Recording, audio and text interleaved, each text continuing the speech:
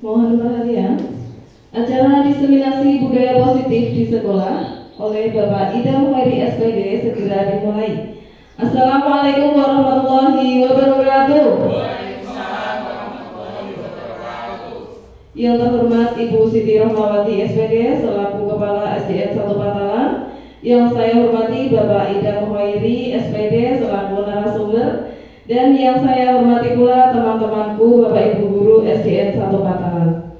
Yang pertama, marilah kita panjatkan puji syukur kehadirat Allah Subhanahu wa Ta'ala yang telah memberikan rahmat serta hidayah kepada kita sehingga kegiatan hari ini akan diberikan kelancaran. Amin ya rabbal alamin. Yang kedua, selawat serta salam senantiasa kita aturkan kepada Nabi Agung Muhammad Shallallahu Alaihi Wasallam yang kita nantikan syafaatnya di hari yaumul akhir nanti. Bapak Ibu yang berbahagia, untuk mengawali acara hari ini, marilah kita awali dengan membaca basmalah terlebih dahulu. Bismillahirrahmanirrahim. Untuk selanjutnya adalah sambutan dari Ibu Kepala Sekolah SDN 1 Patalan. Kepada beliau Ibu Siti Rohmawati SPD, kami silakan.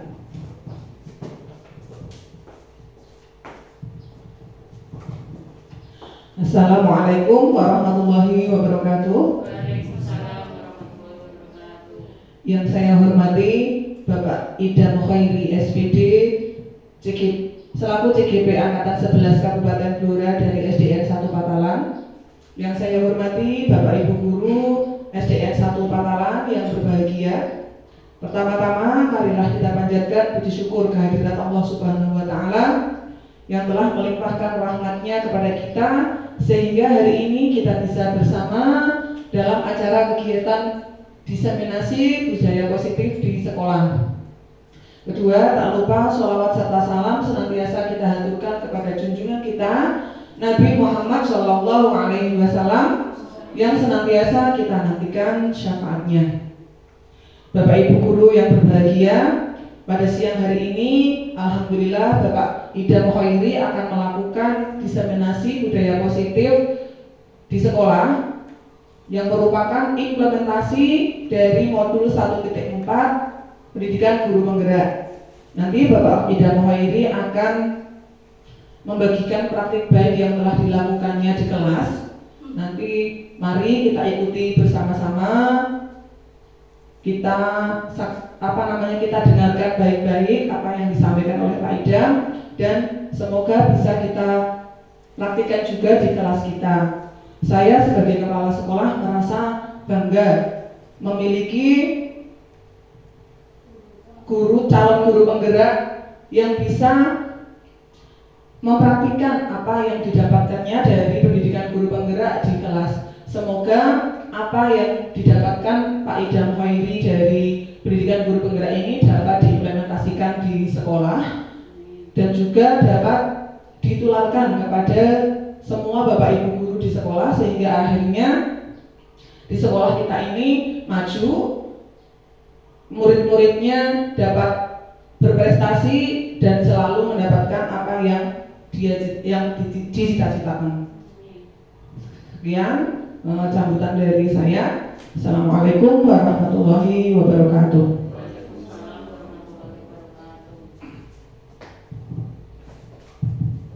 Terima kasih, demikian tadi sambutan dari Ibu Siti Rohmawati selaku Kepala SDN 1 Patalan. Dan untuk selanjutnya adalah doa yang akan dibimbing oleh Ibu Widya SPD. Dipersilakan.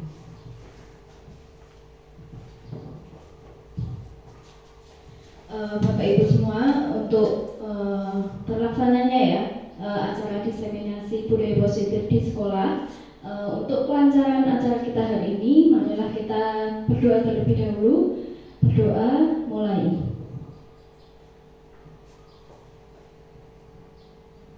Selesai. Waktu dan tempat kami persilahkan. Alhamdulillah, demikian tadi pembacaan bimbingan doa. Semoga untuk 1 jam ke depan nanti acara kita akan berjalan dengan lancar sesuai dengan harapan. Untuk selanjutnya adalah pemaparan materi yang akan disampaikan oleh narasumber kita, yaitu Bapak Idam Khairi SPD, calon guru penggerak Angkatan 11 Kabupaten Blora. Disilakan. Assalamualaikum warahmatullahi wabarakatuh. Puji syukur kita panjatkan kepada Allah Subhanahu wa Ta'ala, karena pada hari ini, pada waktu ini kita semua masih diberi kesempatan untuk berkumpul dalam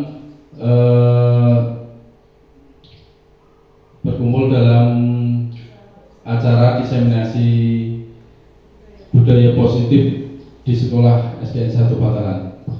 Tidak lupa salawat serta salam kita panjatkan kepada junjungan kita Nabi besar Muhammadin Sallallahu Alaihi Wasallam, di mana kita nantikan syafaatnya pada yaumul kiamah nanti. Terima kasih untuk Kepala Sekolah Bu Siti Rohmawati yang telah mendorong saya dan teman-teman untuk mengikuti pendidikan guru penggerak angkatan 11, dan tidak lupa saya ucapkan juga terima kasih kepada teman-teman rekan guru yang telah berkolaboratif tentang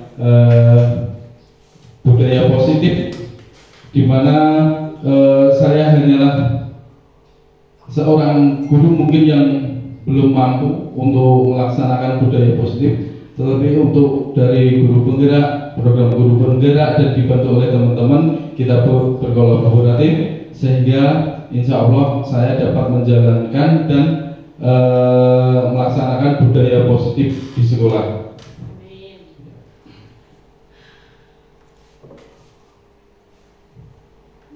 Nah, konsep inti budaya positif itu ada 7, diantaranya yaitu perubahan paradigma belajar, disiplin, yang kedua yaitu disiplin positif, yang ketiga kebutuhan dasar manusia, yaitu kebutuhan dasar penguasaan, kesenangan, dan lain-lain, yang keempat motivasi perilaku manusia, yang kelima 5 posisi kontrol. Di antara 5 posisi kontrol itu ada menjadi teman, menjadi pemantau, menjadi pembuat merasa bersalah, penghukum, dan lain sebagainya.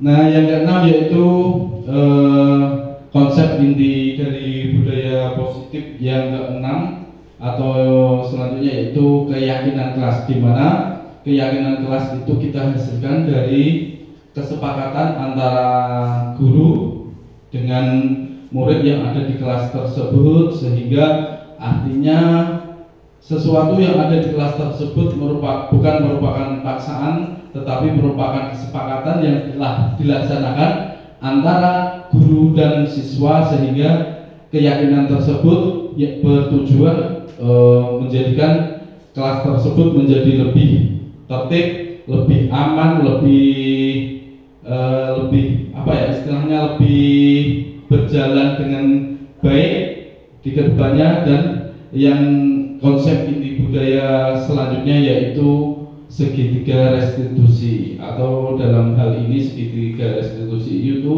yang bertujuan untuk ketika ada permasalahan diselesaikan dengan segitiga restitusi. Artinya anak tidak dihukum secara langsung, tetapi dicarikan solusinya sehingga solusi yang muncul itu merupakan artinya itu solusi yang muncul benar-benar dari anak tersebut, sehingga anak melaksanakan apa yang menjadi kesanggupan atau keyakinannya tanpa ada paksaan. Itu adalah segitiga restitusi. Nah, pembelajaran dengan paradigma baru. Dulu mungkin kita istilahnya profil pelajar Pancasila itu kita kenal baru-baru saja ini. Nah, itu termasuk adalah pembelajaran dengan paradigma baru. Artinya apa? Pembelajaran yang merupakan pembelajaran yang dirancang berdasarkan prinsip pembelajaran berdiferensiasi. Artinya kita mengarahkan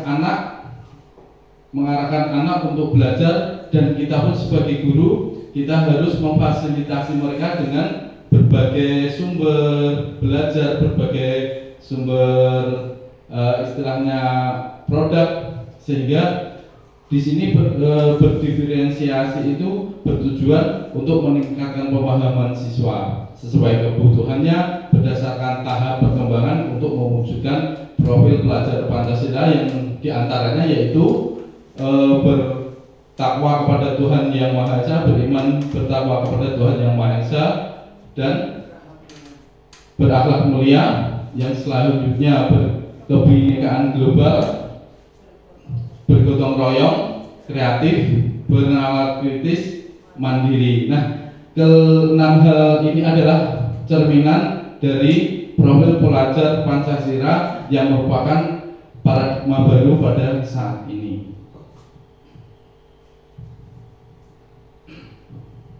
Nah, miskonsepsi tentang teori kontrol, artinya mengkontrol, artinya kita melakukan perintah. Seperti digambar, seperti dijelaskan, itu ada dua orang yang sedang yang di depan itu adalah sebagai murid, yang di belakang sebagai guru. Istilahnya itu mengontrol murid secara penuh. Jadi itu merupakan miskonsepsi tentang teori kontrol atau teori yang salah. Nah, ini adalah suatu ilusi guru mengontrol murid, ilusi bahwa semua penguatan positif efektif dan bermanfaat itu istilahnya tidak sesuai dengan apa yang ada pada teori kontrol. Ilusi bahwa kritik dan membuat rasa bersalah mampu menguatkan karakter itu pun kurang tepat. Artinya kritik membuat rasa bersalah itu tanpa menjadikan anak didik kita malah menjadi istilahnya trauma. Kritik berlebihan menjadi anak menjadi tidak percaya diri. Nah, yang selanjutnya yaitu ilusi bahwa orang dewasa berhak memaksa. Itu apalagi itu ya, ilusi bahwa orang dewasa berhak memaksa, itu istilahnya miskonsepsi sekali. Karena apa? Ilmu itu tidak kita dapatkan pada orang yang lebih tua saja. Misalkan dengan anak kecil pun, ketika sesuai keahliannya kita dapatkan ilmu pun dari dia juga dari anak kecil tersebut bisa. Artinya kita di sini sama-sama belajar, sama-sama berusaha untuk berkembang.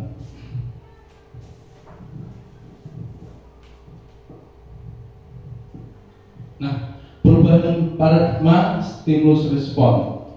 Bisakah setelah paradigma stimulus respon teori kontrol memunculkan pertanyaan, bisakah kita mengontrol seseorang? Kira-kira bisa nggak ya? Tidak, Pak. Iya, saya kira tidak bisa. Artinya ketika kita sebagai guru mengontrol murid pun itu tidak bisa secara leluasa, tidak bisa. Kita harus istilahnya menggunakan cara-cara yang sesuai dengan teori kontrol sehingga anak menjadi tadi lebih tertib, menemukan solusi pribadinya tanpa ada paksaan dari kita. Nah, itu memunculkan apa? Memunculkan menjadi anak didik yang lebih mandiri. Stimulus respon. Kita mencoba mengubah orang agar berpandangan sama dengan kita. Kita mencoba mengubah orang agar berpandangan sama dengan kita. Itu jelas kurang tepat. Artinya apa yang ada pada diri kita tidak boleh kita paksakan untuk orang lain, untuk sama dengan kita. Itu kita tidak bisa. Yang kita bisa lakukan apa? Kita berusaha memahami pandangan orang lain tentang dunia sehingga apa? Kita menyamakan persepsi, memahami persepsi mereka tentang dunia. Nah, sehingga apa? Sehingga setelah kita memahami itu, ada solusi keterkaitan antara kita dan orang lain tersebut. Terus yang selanjutnya yaitu perilaku buruk dilihat sebagai suatu kesalahan. tanpa sebab yang jelas kita melihat perilaku buruk itu dilihat sebagai suatu kesalahan. Nah, tanpa melihat yang jelas. Teori kontrolnya kita harus memahami semua perilaku itu memiliki tujuan. Nah, misal contoh perilaku buruk dilihat suatu kesalahan. Kita nggak tahu ya, istilahnya mungkin kondisi ekonomi seseorang ini hanya contoh saja. Ketika ada mungkin ketela pohon di suatu kebun, karena itu ketika orang tersebut lapar banget, lapar sekali tanpa ada yang dia makan, tanpa bekal, akhirnya orang tersebut mengambil ketela pohon tersebut. Memang perilakunya salah, mereka tanpa izin mengambil ketela tersebut, tetapi dengan tujuan istilahnya demi keberlangsungan hidup. Akhirnya ya dia pun melakukan dengan terpaksa, akhirnya mengambil ketela tersebut untuk dimasak atau mungkin dibakar. Nah, itu memang salah, tetapi tujuannya untuk mempertahankan hidup. Nah, di sini diperlukan teori kontrol kita sehingga suatu saat ada kesalahan-kesalahan yang ada, kita carikan solusinya. Nah, stimulus respon yang selanjutnya yaitu saya bisa mengontrol orang lain. Apa bisa ya kira-kira? Tidak. Kita tidak mungkin bisa mengontrol orang lain. Misalnya saya sebagai guru di sini, saya punya teman bernama Budian. Saya pun tidak akan bisa mengontrol Budian. Atau mungkin sebaliknya, Budian pun tidak akan bisa istilahnya mengontrol saya. Artinya kita itu tidak bisa mengontrol orang lain. Yang dibutuhkan apa? Yang dibutuhkan adalah solusi-solusi, best solution, solusi terbaik sehingga terciptanya apa sih yang harus dikerjakan antara saya dan Mbak Dian, artinya saya dan Bu Dian ketika ada suatu masalah, dan saya pun tidak akan memaksakan sesuatu kepada Bu Dian tentang penyelesaian suatu masalah. Ini hanya contoh saja ya. Nah, yang selanjutnya yaitu pemaksaan ada pada saat bujukan gagal.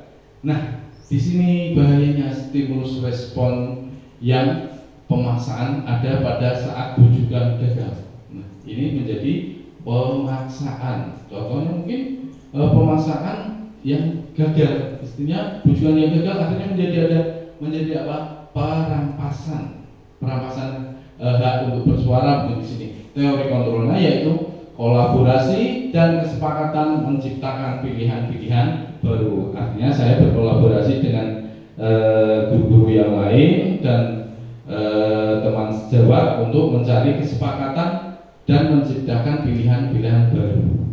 Yang selanjutnya yaitu model berpikir menang atau kalah. Di sini untuk kehidupan berpendidikan kita tidak ada dalam penyelesaian suatu masalah tidak ada menang dan kalah, tetapi model berpikir kita adalah menang dan menang sehingga ada solusi yang tepat.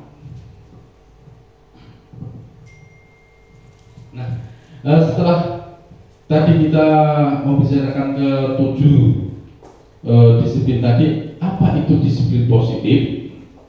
Apa ya kira-kira disiplin positif?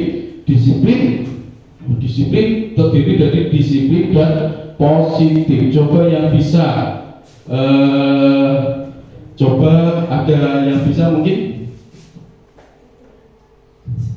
apa itu disiplin positif? Oh iya. Ini menurut saya apa ya? Disiplin positif itu salah satu kebiasaan atau pembiasaan anak-anak yang baik untuk mengubah pemikiran atau sikap anak tanpa harus memaksakan. Ya, terima kasih Budina. Yaitu apa itu disiplin positif? Menurut Budina yaitu terciptanya disiplin yang positif tanpa ada suatu pemaksaan. Iya. Apa itu disiplin positif? Yaitu kebiasaan positif yang ada pada sekolah tanpa adanya suatu pemaksaan. Nah, ini adalah ada gambar di mana contoh anak-anak sedang mengamati yang ada pada laptop, yaitu mengamati tentang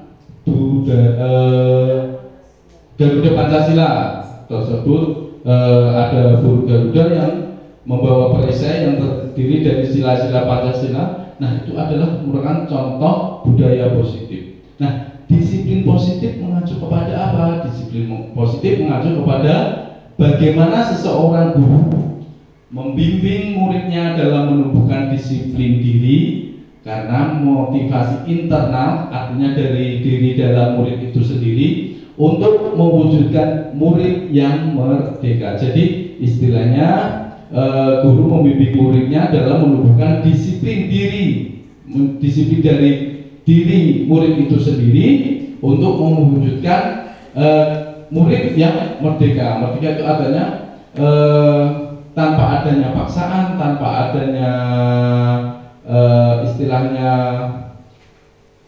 apa ya, selain paksaan, tanpa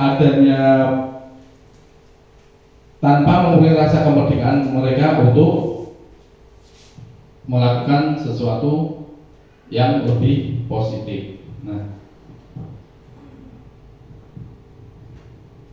tujuan dari disiplin positif yaitu tujuan dari disiplin positif adalah menanamkan motivasi pada murid-murid kita, yaitu untuk menjadi orang-orang yang mereka inginkan dan menghargai diri sendiri dengan nilai-nilai yang mereka percaya. Nilai-nilai mereka yang percaya itu pastinya di sini adalah nilai-nilai yang bersifat positif, yang bersifat baik, tanpa merugikan orang lain, tanpa merugikan pihak lain. Itu dinamakan dengan nilai-nilai yang positif yang mereka percaya.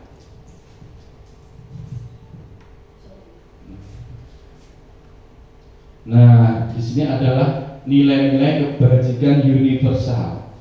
Universal artinya apa? Yang bersifat umum. Jadi nilai-nilai kebajikan yang ingin dicapai oleh setiap anak Indonesia kita kenal dengan profil pelajar Pancasila. Di antaranya yaitu beriman, bertakwa kepada Tuhan Yang Maha Esa dan berakhlak mulia. Di sini di Indonesia jelas untuk agama itu sangat diperhatikan sekali. Terdapat pasal-pasal yang mengatur tentang kehidupan beragama. Terus berbinika global, artinya berkebinekaan global itu di Indonesia juga terdiri dari berbagai macam suku, budaya, dan sehingga di sini anak-anak dituntut untuk menghormati budaya dan suku dari berbagai macam latar belakang tersebut. Yang selanjutnya yaitu bergotong royong. Bergotong royong yaitu kita diharapkan sebagai anak itu diajari untuk bergotong royong, bekerja sama. Di sini diantaranya juga saling menghormati, saling membantu, itu termasuk bergotong royong. Kreatif. Dalam paradigma baru ini anak dituntut untuk kreatif. Misalnya apa Pak? Ya itu tadi, kita bisa memanfaatkan barang-barang limbah untuk menghasilkan barang yang dapat digunakan kembali atau difungsikan kembali. Bernalar kritis terhadap permasalahan-permasalahan yang ada. Permasalahan yang ada di sini juga anak pasti ada batasannya. Ketika kita membicarakan anak, pasti kita membicarakan sekolah dan pendidikan mereka, bukan untuk bernalar kritis di bidang politik mungkin yang ada pada sekarang. Nah, mandiri diharapkan dengan pembelajaran paradigma baru ini, diharapkan anak dapat berkehidupan, mempunyai kehidupan yang mandiri, dapat berdiri sendiri, lebih kuat dalam menciptakan generasi emas di 2045 yang akan datang. Nah, dalam 7 poin yang budaya positif tadi kita menginjak yaitu kebutuhan dasar manusia. Nah, kebutuhan dasar manusia itu apa maksudnya? Kebutuhan dasar manusia itu semua yang kita lakukan adalah usaha terbaik kita untuk mendapatkan apa yang kita inginkan. Terus ketika kita mendapatkan apa yang kita inginkan, apa setelah itu? Sebetulnya saat itu kita sedang memenuhi satu atau lebih dari satu kebutuhan dasar manusia. Nah, kebutuhan dasar manusia itu diantaranya adalah penguasaan, artinya pengakuan dari pihak yang lain. Terus kasih sayang dan rasa diterima. Kasih sayang diantaranya berhubungan bersosial dengan baik, itu merupakan juga timbal balik dari rasa kasih sayang. Terus kebebasan di mana kita diberi kebebasan untuk berusaha dan belajar. Kesenangan di mana anak-anak didorongkan untuk melakukan sesuatu sehingga bertujuan untuk mendapatkan kesenangan. Dari penguasaan, kasih sayang dan rasa diterima, kebebasan, kesenangan terangkum dalam bertujuan untuk apa? Di sini untuk bertahan hidup.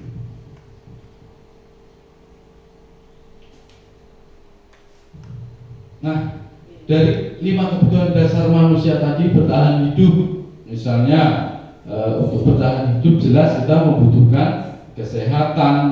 Di sini, misal kita bertahan hidup, kita mempunyai apa saja, mungkin kita apa yang kita inginkan dapat tercapai semuanya. Tetapi untuk kesehatan kita tidak memungkinkan, kita mungkin sering sakit-sakitan,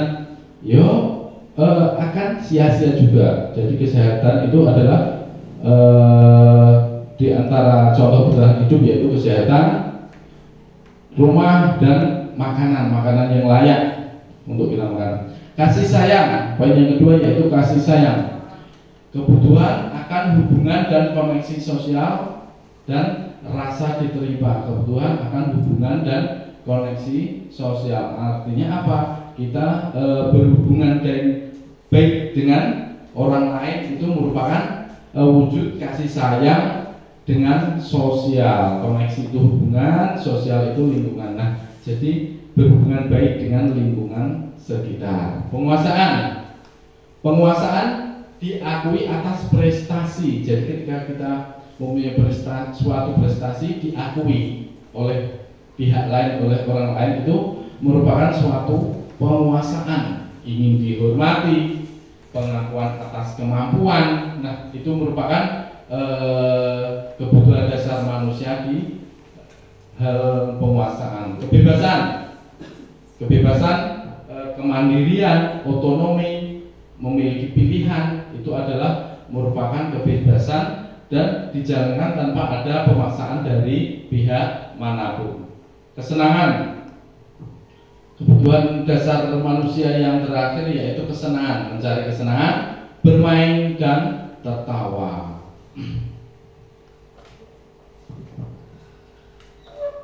Nah, motivasi perilaku manusia, motivasi itu mempunyai motif. Motivasi itu apa ya artinya kira-kira ya? Motivasi apa? Oh iya, motivasi itu dorongan perilaku manusia sehingga bisa melaksanakan sesuatu itu ada dorongannya. Yang pertama yaitu motivasi eksternal, yang kedua motivasi internal. Artinya apa? Apa yang akan terjadi apabila saya tidak melakukannya, itu termasuk motivasi, salah satu contoh motivasi eksternal. Terus yang kedua, apa yang akan saya dapatkan apabila saya melakukannya, itu juga termasuk motivasi eksternal.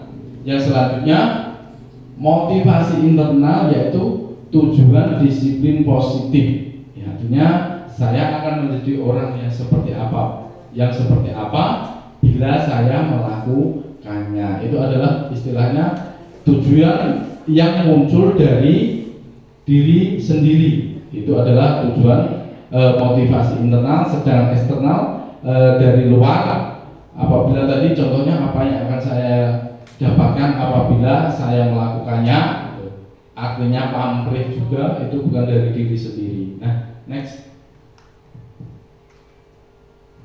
Nah, sekarang dalam pembelajaran kita itu kita mengenal hukuman, konsekuensi, restitusi. Nah, dalam paradigma baru yang telah saya pelajari, mungkin untuk hukuman itu lebih ke masa lampau pendidikan kita.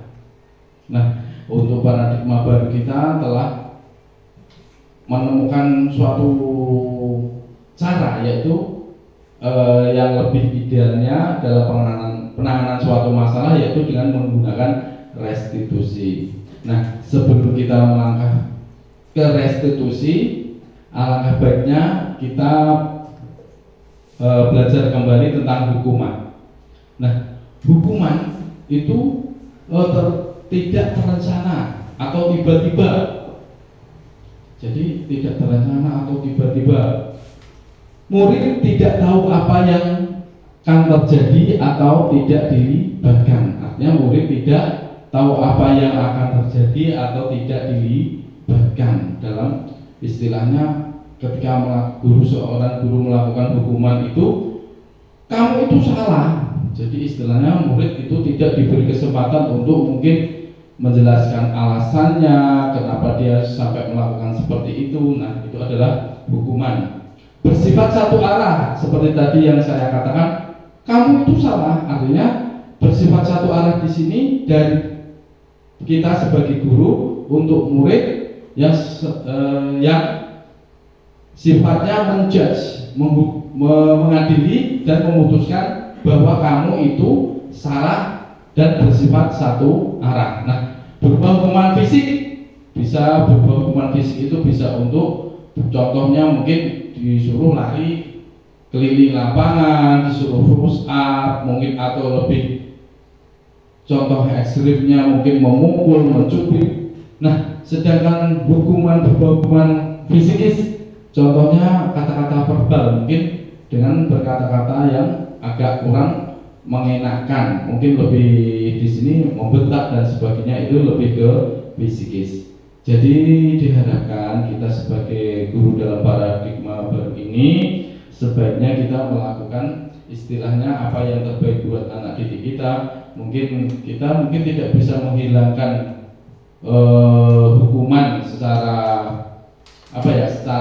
langsung, tetapi mungkin istilahnya kita harus mencari solusi-solusi yang terbaik untuk anak didik kita, yang bertujuan untuk supaya anak didik kita itu dengan dia mau berbuat kesalahan, dia akan tahu salahnya apa, dia akan menciptakan solusi yang terbaik buat dirinya sendiri itu apa. Nah, itu tadi hukuman. Sekarang kita membacakan konsekuensi.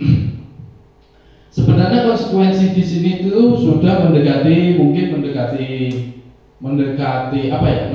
positif, mendekati yang lebih baik lah. Artinya secara konsekuensi itu terencana dan disepakati sesuai peraturan. Nah, di sini kurangnya konsekuensi. Kita di sini masih membicarakan tentang apa? Tentang peraturan. Nah, dalam era paradigma baru kita itu men-skip, artinya kita menghilangkan kata peraturan. Artinya kita menggunakan dengan kalimat-kalimat yang positif. Jadi anak diharapkan lebih ketika diterima anak itu lebih ringan, tidak membuat anak menjadi istilahnya takut atau mungkin trauma. Nah, sebenarnya konsekuensi ini juga sudah agak lumayan baik, cuma ada kekurangannya, yaitu murid tetap dibuat tidak nyaman karena tadi istilahnya peraturan itu membuat murid tidak nyaman. Nah, yang selanjutnya yaitu sikap guru selalu memonitor murid.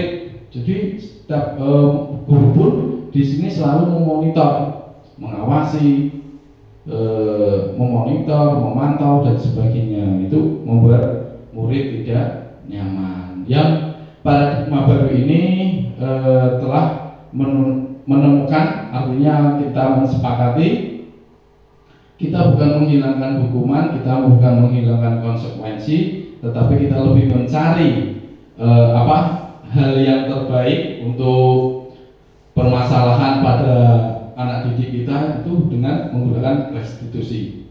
Apa itu restitusi maksudnya? Restitusi itu proses menciptakan kondisi bagi murid untuk memperbaiki kesalahan. Artinya itu kita menciptakan proses, kita menciptakan tahapan jadi bagi murid untuk apa? Untuk memperbaiki kesalahannya sendiri. Yang selanjutnya yaitu proses kolaboratif yang mengajarkan murid untuk mencari solusi sendiri. Nah, ketika tadi hukuman merupakan satu arah, tetapi untuk restitusi ini merupakan dua arah, yaitu antara kolaboratif antara guru dan murid, sehingga akan tercipta solusi yang lebih baik.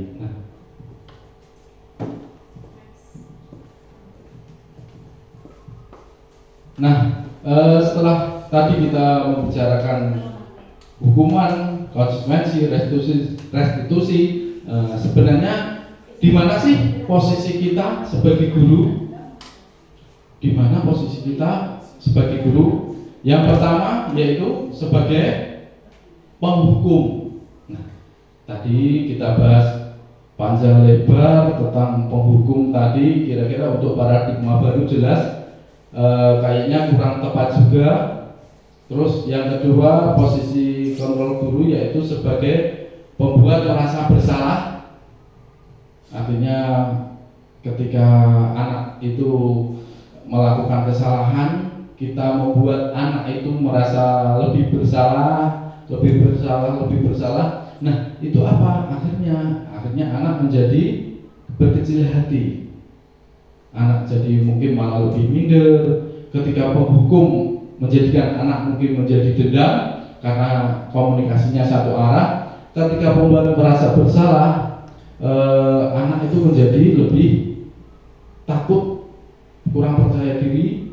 Terus posisi kontrol yang selanjutnya yaitu sebagai teman. Untuk teman kita, posisi guru itu berdialog, kita komunikasikan selayaknya mungkin antara guru dan murid itu selayaknya menjadi teman. Tetapi itu pun juga ada kelemahan-kelemahannya. Ketika mungkin kita dengan teman sendiri itu istilahnya apa? Nilai kepatuhannya mungkin akan minim sekali ya. Terus ketika yang selanjutnya posisi kontrol sebagai pemantau, sungguh tidak nyaman ketika kita dipantau oleh seseorang yang ada mungkin di belakang kita atau di samping kita.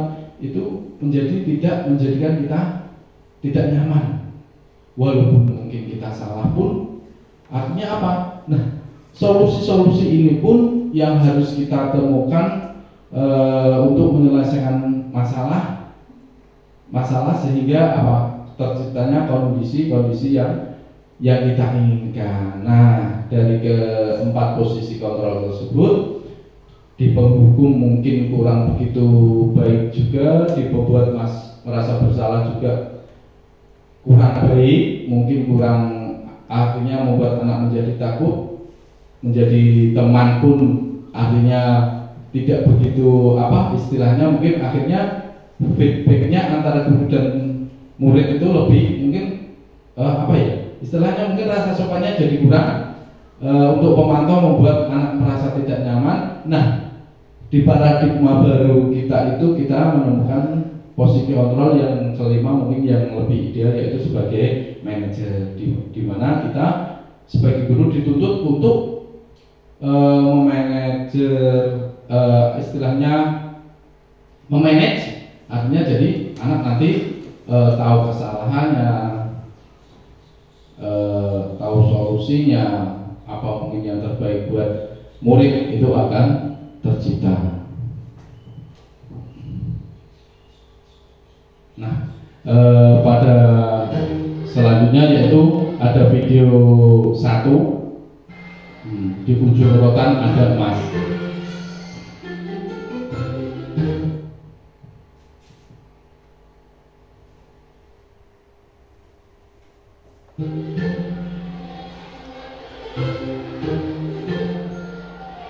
Sudah saya katakan pada kamu, kalau tidak mau belajar, tidak usah ganggu teman yang lain.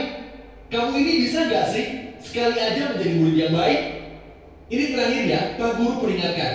Kalau kamu sekali lagi membuat kacau, kamu akan Bapak keluarkan dari kelas.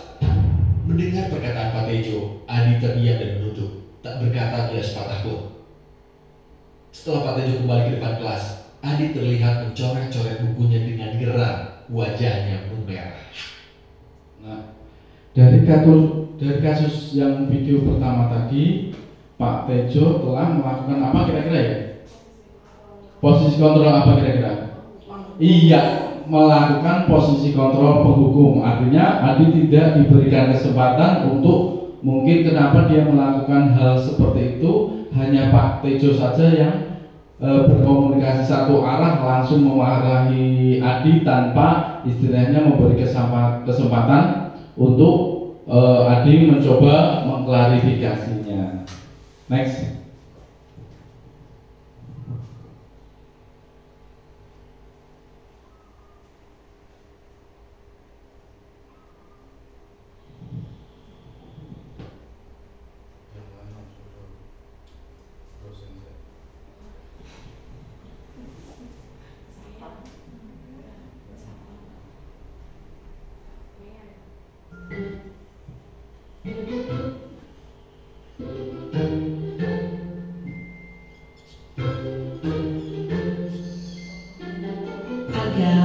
Ibu kecewa sekali. Ini kan tanaman sudah kita siram dan rawat bersama-sama. Kenapa kamu cabut? Teman-teman sudah susah-susah membawa motor. Kita menanam dari dia masih bibit kecil sekali. Sekarang kamu cabut begitu saja. Ibu sedih sekali. Yang dilakukan Bu Mia pada Agam pada kali ini itu kira-kira posisi kontrol sebagai apa ya? Iya, pembuat merasa bersalah. Lihat mimik muka dari Agam, dia kelihatan murung, jadi tidak percaya diri. Nah itu pembuat merasa bersalah itu semakin membuat anak menjadi tidak nyaman. Ya. Jadi hal-hal itu mulai dari mungkin penghukum, pembuat rasa bersalah itu kita hindari. Nah, video selanjutnya.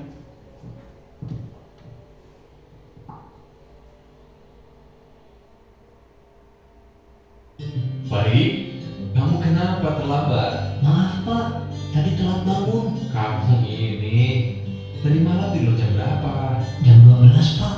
Ngapain aja kamu sampai jam 12? Yaudah, besok jangan diulangi lagi ya. Janji ya. Sekarang duduk dulu di sana.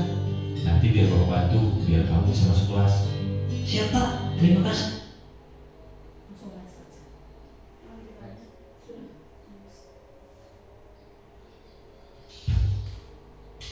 Farid, bapak mendengar tadi kamu berkata kasar kepada Adi, dan itu tidak sesuai dengan peraturan sekolah kita.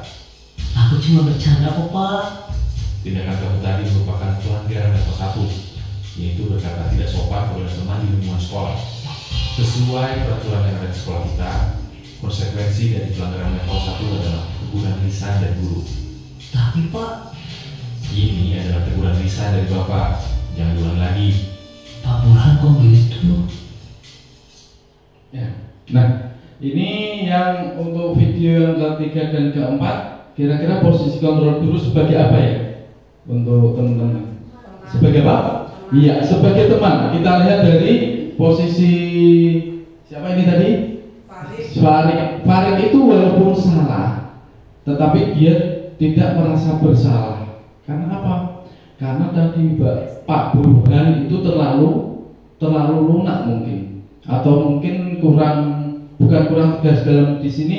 Pak Burhan itu tidak mencari solusi kenapa Farid melakukan hal seperti itu dan mencari solusi yang terbaik buat istilahnya memperbaiki kesalahannya. Tetapi Pak Farid hanya membacakan konsekuensi apa yang harus ditanggung ketika Farid melakukan hal seperti itu. Next.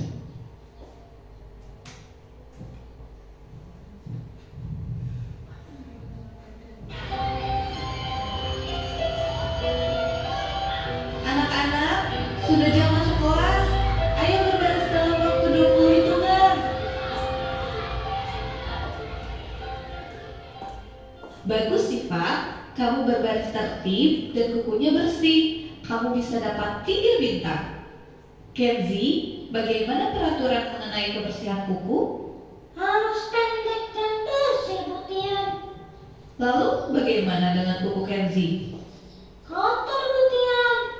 Benar. Sekarang Cathy pergi ke papan bintang dan ambil 2 bintang Cathy. Simpan di meja ibu. Nah, dari cuplikan video tersebut, kira-kira ibu guru tersebut melakukan posisi kontrol sebagai manajer, pemantau, ya betul. Berarti memang betul pemantau. Artinya itu apa istilahnya tadi, dari kasus kuku tersebut dapat apa istilahnya, bukan tercipta sih, akan menciptakan istilahnya itu,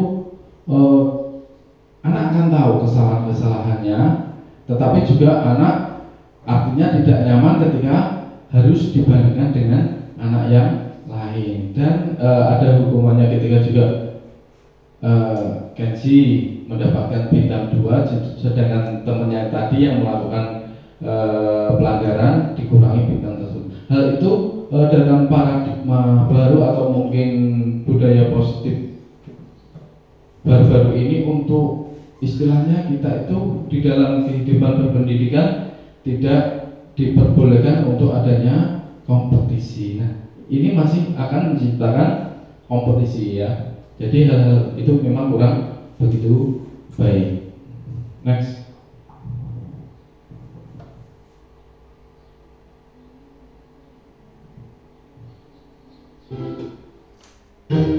Baik, sekarang silakan kalian baca dulu secara mandiri bacaan di buku halaman 70 sampai 71. Adi, kamu pasti punya alasan melempar bola kertas ke teman-teman kamu saat jam pelajaran. Nanti selesai jam pelajaran kita ngobrol ya. Bapak ingin mendengar apa yang membuat kamu melakukan itu. Baik Pak. Adi, Bisa kasih tahu Bapak alasan kamu tadi? Iseng aja Pak, lucu soalnya melihat ekspresi teman-teman. Menyenangkan ya buat Adi. Tapi bagaimana ya kira-kira perasaan teman-teman? Terganggu Pak. Apa keyakinan keras kita? Menghargai semua orang. Apakah Adi sudah melihat seperti itu? Bagaimana agar Adi bisa melihat seperti itu?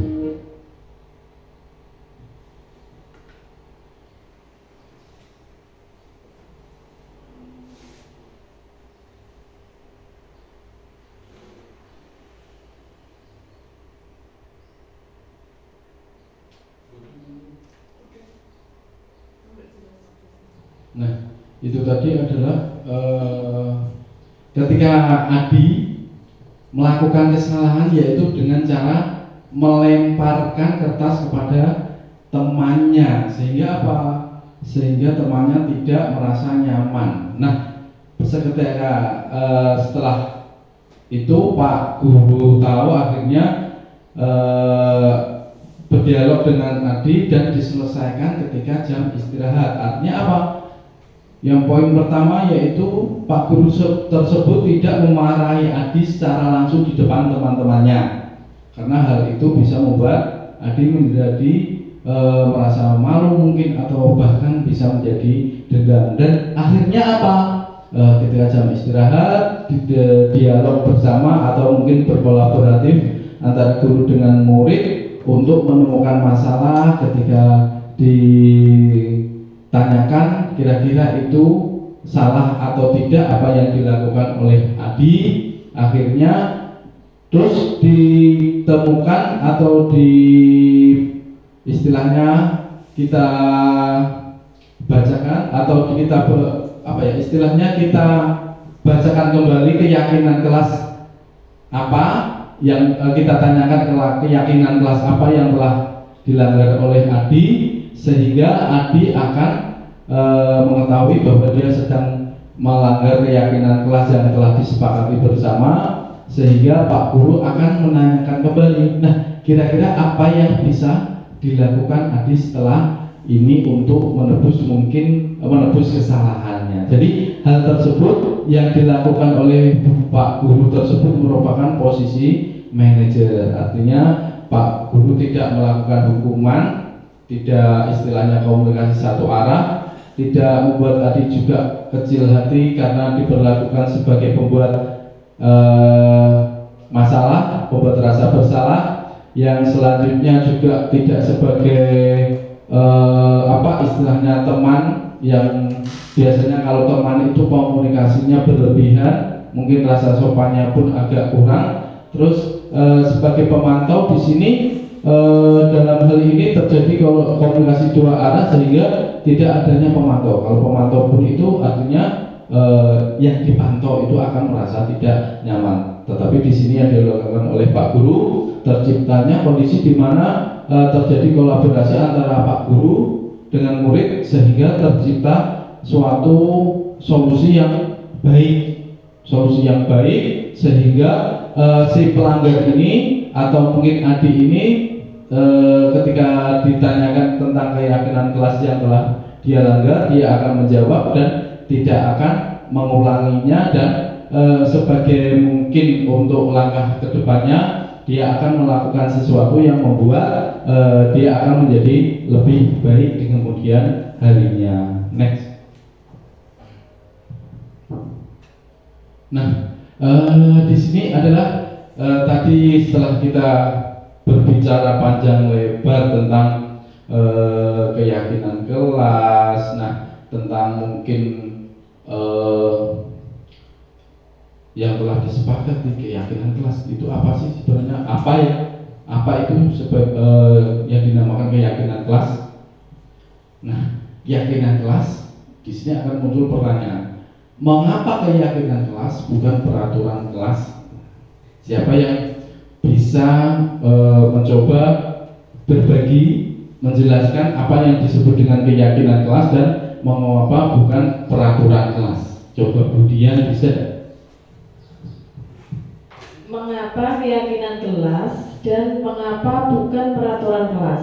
Kalau menurut saya, Pak, kalau peraturan kelas itu sifatnya lebih ke mungkin memaksa anak, karena kita buat peraturan itu bukan bersama dengan anak. Kalau keyakinan kelas kan kita dari awal sudah membuat kesepakatan dengan anak-anak sehingga nanti anak-anak itu tahu apa yang harus dia lakukan sesuai dengan apa yang sudah disepakatinya, sehingga nanti mungkin akan lebih mudah untuk dilaksanakan dalam sehari-harinya dalam pembelajaran di kelas.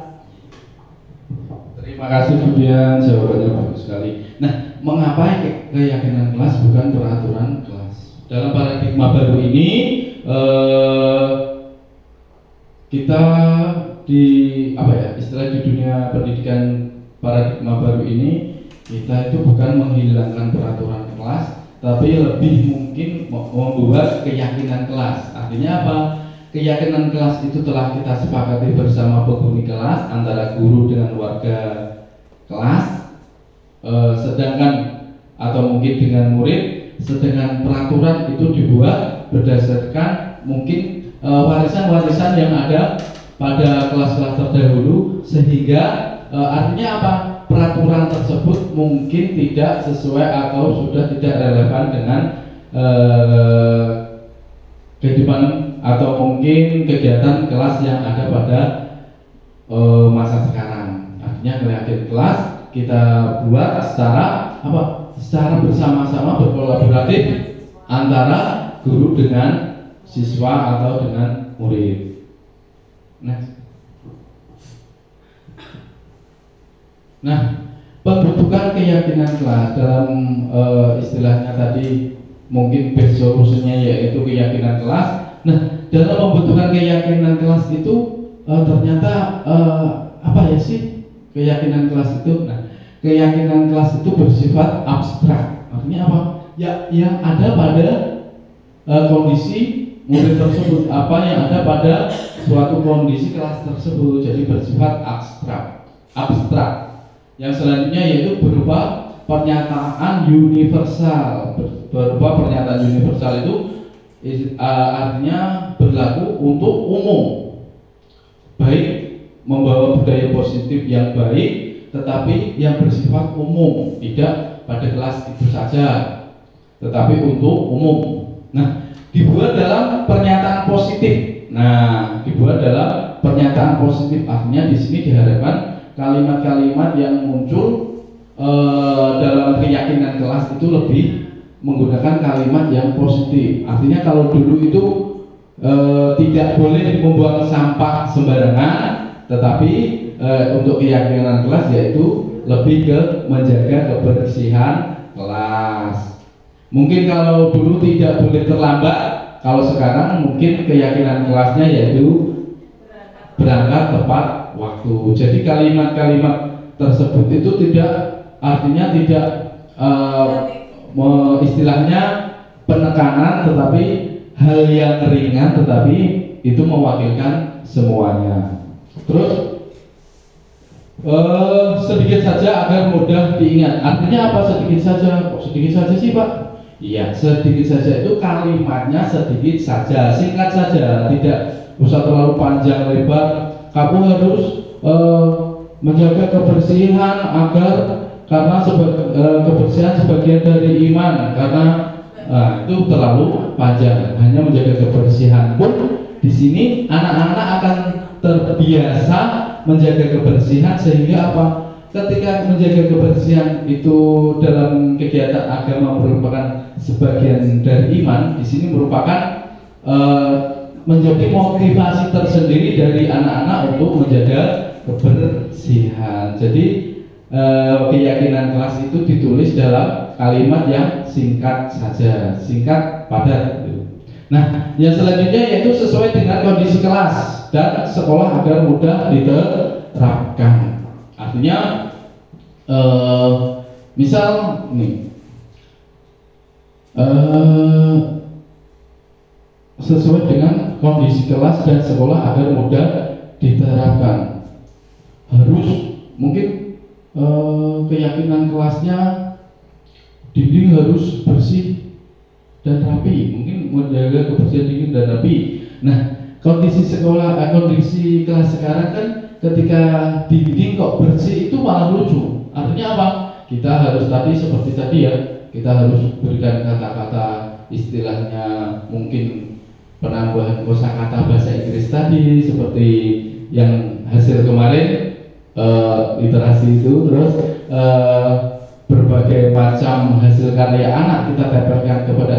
Jadi intinya itu kondisi kelas itu boleh istilahnya di tembok itu boleh ditempelkan apa istilahnya hal-hal yang positif, tetapi tidak istilahnya kontras dengan apa yang istilahnya tetap estetik gitu, tetap memperhatikan keindahan. Dan selanjutnya yaitu melibatkan semua warga kelas atau sekolah dalam pembuatannya. Jelas ini menjadi syarat yang utama dalam pembuatan keyakinan kelas. Sebagai syarat utama yaitu apa? Melibatkan warga kelas, atau mungkin untuk keyakinan sekolah melibatkan warga sekolah. Di antara mungkin di dalam warga sekolah itu ada bapak ibu guru, dari kepala sekolah, dari terus murid, dari mungkin tata usaha, atau mungkin dari istilahnya tenaga kebersihan. Jadi kita kumpulkan semuanya untuk membuat keyakinan sekolah. Untuk keyakinan kelas yang jelas melibatkan guru dan murid. Next. Nah, setelah tadi kita panjang lebar tentang penyelesaian masalah-masalah dengan manajer, kok kita merupakan solusi yang terbaik di dalam posisi kontrol manajer tadi, tanpa kita sadari dari penanganan posisi kontrol tersebut kita melahirkan apa? Segitiga restitusi. Nah, tadi itu yang posisi manajer berkaitan dengan restitusi. Yang selanjutnya yaitu sebagai tadi untuk mungkin mengulangi kesalahan anak tadi, kita melakukan hukuman, konsekuensi dan restitusi. Artinya dengan proses ini kita terciptanya segitiga restitusi, di mana suatu proses dialog yang dijalankan oleh guru agar dapat menghasilkan murid yang mandiri bertanggung jawab. Segitiga restitusi yang pertama yaitu menstabilkan identitas, validasi tindakan yang salah, dan selanjutnya yaitu menanyakan keyakinan. Yang tadi poin pertama yaitu menstabilkan identitas. Berdasarkan prinsip bahwa membuat kesalahan adalah bagian dari proses pembelajaran. Nah, suatu kesalahan itu tidak bisa dipandang hanya menjadi suatu kesalahan. Artinya apa? Itu merupakan proses, termasuk juga dalam proses pembelajaran. Yang penting di sini istilahnya kita menemukan istilahnya apa ya? Solusi agar kesalahan tersebut tidak dilakukan kembali dengan kalimat, contoh kalimat. Misalnya dengan contoh kalimat, berbuat salah itu tidak apa-apa. Tidak ada manusia yang sempurna. Itu artinya menandakan kita itu memang istilahnya mungkin suatu saat berbuat salah itu tidak apa-apa, tetapi tidak atau mungkin jangan diulangi lagi. Terus sebagai gambaran lagi, saya juga pernah melakukan kesalahan seperti itu. Itu artinya apa?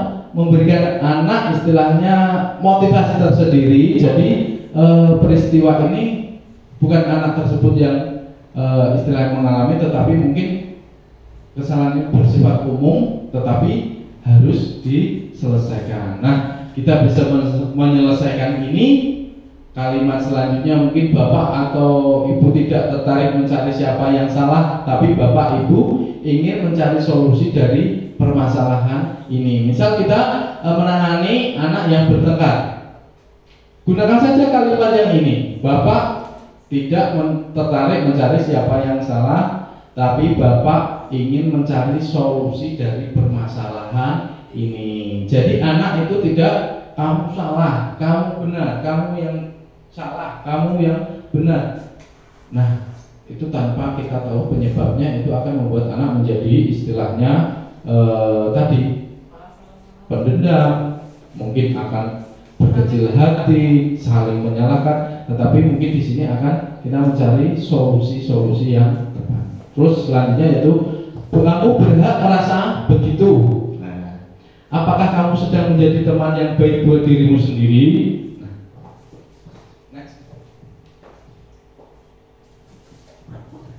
Nah, validasi tindakan yang salah berdasarkan prinsip setiap perilaku berupaya memenuhi kebutuhan tertentu. Kamu pasti punya alasan mengapa melakukan hal itu. Jadi ketika alasannya apa, anak itu akan bercerita, ini pak, ini pak, ini pak. Nah, itu adalah istilahnya termasuk apa ya, pembelaan anak. Anak jadi masih kita beri hak untuk istilahnya mengutarakan apa yang dia rasakan. Padahal kamu bisa melakukan yang lebih buruk dari ini ya. Nah, itu sih kurang tepat sih bagiku, cuman hanya contoh saja. Kamu patut bangga pada dirimu sendiri karena kamu telah melindungi sesuatu yang penting buatmu. Ketika mungkin apa ya, ada anak diminta mainannya, terus anak mempertahankannya. Nah, itu adalah kalimat yang kita gunakan ini. Kamu boleh mempertahankan sikap itu, tapi kamu harus menambahkan sikap yang baru. Nah, menanyakan keyakinan seperti tadi yang kita bahas di depan. Keyakinan kelas itu sangat penting karena apa? Ketika kita ada masalah-masalah tertentu, bisa kita selesaikan tanpa istilahnya membuat hal yang baru. Nah, berdasarkan prinsip teori kontrol bahwa pada dasarnya kita termotivasi secara intrinsik atau secara dari diri kita sendiri. Apa keyakinan kelas kita? Nilai apa yang telah kita sepakati bersama? Seperti apa gambaran kelas yang ideal menurut kamu? Kamu ingin menjadi orang yang seperti apa? Nah, kalimat-kalimat ini adalah istilahnya itu. Ketika kita temukan dengan keyakinan kelas, pasti akan istilahnya muncul jawaban-jawaban yang bagus ya. Next. Nah, contoh penerapan restitusi yang segitiga restitusi yang telah saya praktekkan kemarin atau saya istilahnya implikasikan pada kasus atau mungkin bukan kasus ini, pada kesalahan Jessica ketika membuang sampah sembarangan ketika kemah dan pada saat itu guru melihatnya. Pada saat itu saya melihatnya, ketika saya memberikan sebuah pertanyaan, Jessica tidak bisa menjawab. Dia hanya terdiam dan terlihat takut. Kemudian pada jam istirahat, saya memanggil Jessica untuk berdiskusi. Next. Selamat sore Jessica. Kenapa Jessica tahu nggak kira-kira kenapa dipanggil Pak Idam sore hari ini? Tahu Pak, karena saya membuat kesalahan. Iya, kira-kira kesalahannya apa? Membuang sampah tidak pada tempatnya.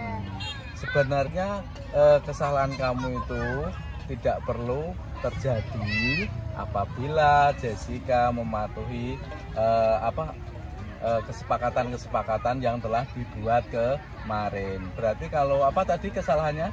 Tidak membuang sampah pada tempatnya. Iya, kalau tidak membuang sampah pada tempatnya itu berarti melanggar kesepakatan kelas yang mana? Yang membuang sampah. Yang? Ayo. Membuang sampah pada tidak membuang sampah. Ayo, yang mana yang menjaga? Kebersihan. Iya, yang menjaga kebersihan. Nah, untuk kedepannya kira-kira apa yang akan dilakukan Jessica? Tidak akan saya ulangi lagi. Tidak akan diulangi lagi. Mau diulangi lagi yang apa ini?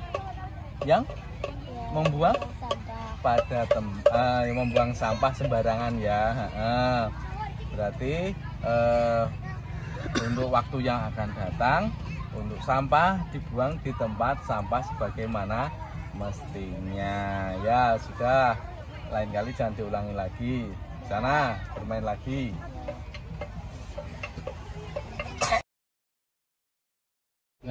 Nah, ini adalah umpan balik siswa yang tadi bernama Jessica yang telah melakukan pelanggaran membuang sampah sembarangan dan akhirnya dia menemukan solusi tersendiri, artinya solusi yang telah kita sepakati bersama.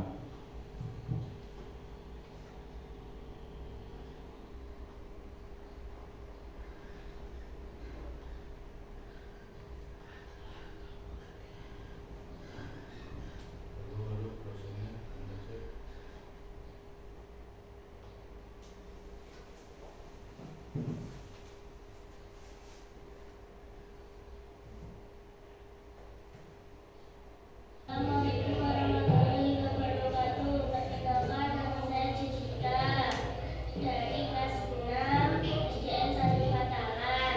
Saya merasa senang karena mendapatkan solusi dari permasalahan saya dan membuang sampah tidak pada tempatnya. Terima kasih. Wassalamualaikum warahmatullahi wabarakatuh. Nah, itu adalah tadi contoh Jessica yang telah menemukan ketika dia melakukan kesalahan, ketika saya terapkan segitiga restitusi, dia akan meyakini keyakinan kelas apa yang dia langgar atau mungkin tidak dia sepakati atau dia langgar tadi ya, akhirnya dia menemukan solusi sendiri dan istilahnya setelah kita membuat keyakinan kelas, ya tadi ada istilahnya berguna banget, berguna sekali itu. Next. Nah, dalam menerapkan disiplin positif, hendaknya guru memiliki kompetensi kepribadian, profesional dan sosial yang baik, di mana guru mampu merefleksi dirinya dalam posisi kontrol saat ini, bagaimana perjalanan dirinya sebagai among yang menuntun murid-muridnya menjadi insan yang mandiri, merdeka dan bertanggung jawab. Sekian diseminasi saya pada siang menjelang sore hari ini. Terima kasih untuk teman-teman yang telah bersedia menjadi istilahnya pendengar dalam destinasi ini. Apabila ada kesalahan saya minta maaf dalam mungkin ada tutur kata yang kurang berkenan, saya minta maaf. Wabillahi taufiq wal hidayah. Wassalamualaikum warahmatullahi wabarakatuh. Waktu saya kembalikan kepada pembawa acara.